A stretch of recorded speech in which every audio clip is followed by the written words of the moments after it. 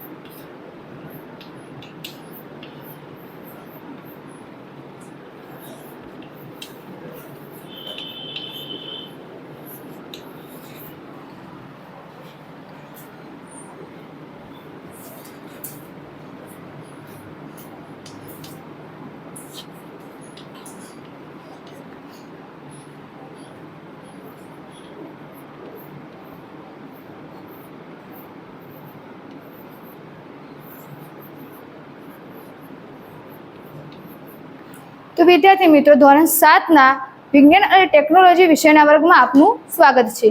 આજે આપણે એક નવા એકમ વિશે અભ્યાસ કરીશું, જેનું નામ છે તત્વો અને તેના સંયોજનો. આ એકમ છે જેમાં આપણે જે તત્વો અને સંયોજન વિશે અભ્યાસ કરીશું એનો આપણે આ રોજિંદા જીવનમાં પણ આપણે ઉપયોગ કર્યો હશે.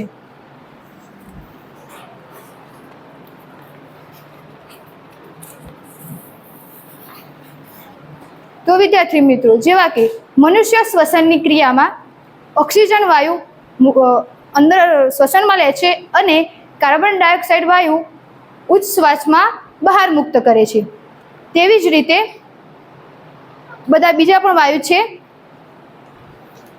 ઓક્સિજન, કાર્બન, સોડિયમ, નાઇટ્રોજન અને હાઇડ્રોજન, આવા વગેરે જે વાયુ છે એનો સમાવેશ તત્વોમાં થાય છે.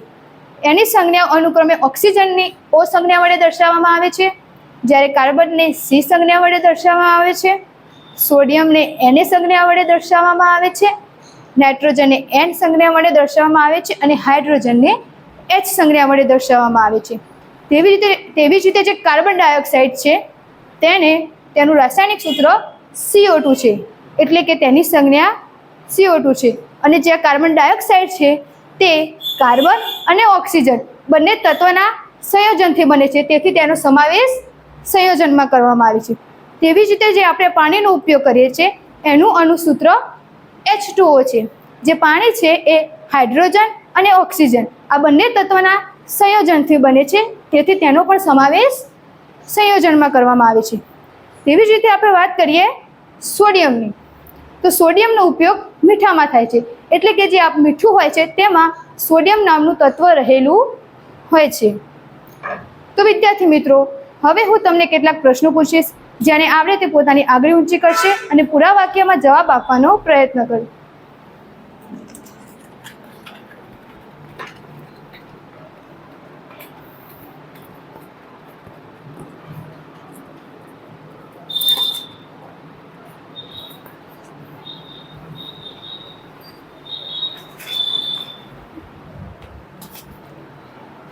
મનુષ્ય શ્વસનની ક્રિયામાં કયો વાયુ લે છે?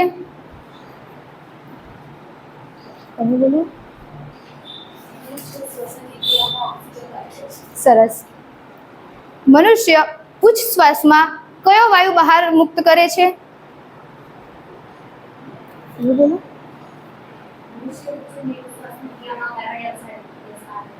બરાબર. હવે કાર્બન ડાયોક્સાઇડ કયા બે તત્વના સંયોજનથી બને છે? તમે બોલો. કાર્બન ડાયોક્સાઇડ એ કાર્બન અને ઓક્સિજન બંને તત્વોના સંયોજન. ખૂબ સરસ. ઓક્સિજનને કઈ સંજ્ઞા વડે દર્શાવવામાં આવે છે? તમે બોલો. ઓક્સિજનની કુલ સંખ્યા વડે દર્શાવવામાં આવે છે. ખૂબ સરસ. હાઇડ્રોજનને કઈ સંજ્ઞા વડે દર્શાવવામાં આવે છે?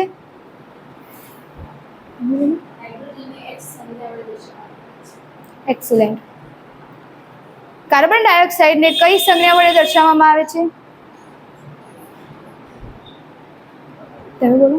કાર્બન ડાયોક્સાઇડની CO2 સંખ્યા વડે દર્શાવવામાં આવે છે. ગુડ. પાણી કયા બે તત્વના સંયોજનથી બનેલું છે?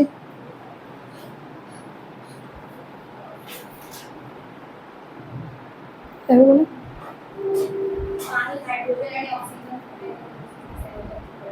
તદ્દન સાચું.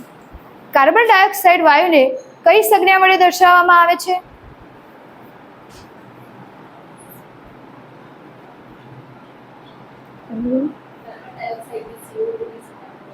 અહીં આવી લખશો.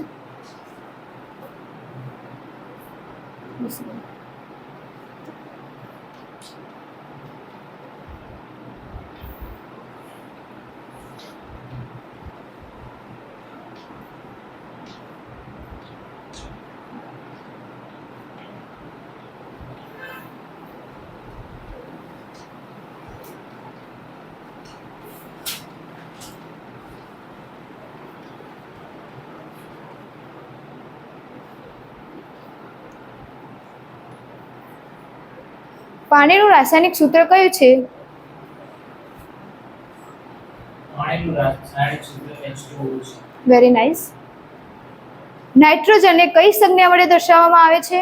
આ તમે બોલો. ગુડ. એવા કોઈ પદાર્થનું નામ આપો કે જેમાં સોડિયમ તત્વ રહેલું હોય.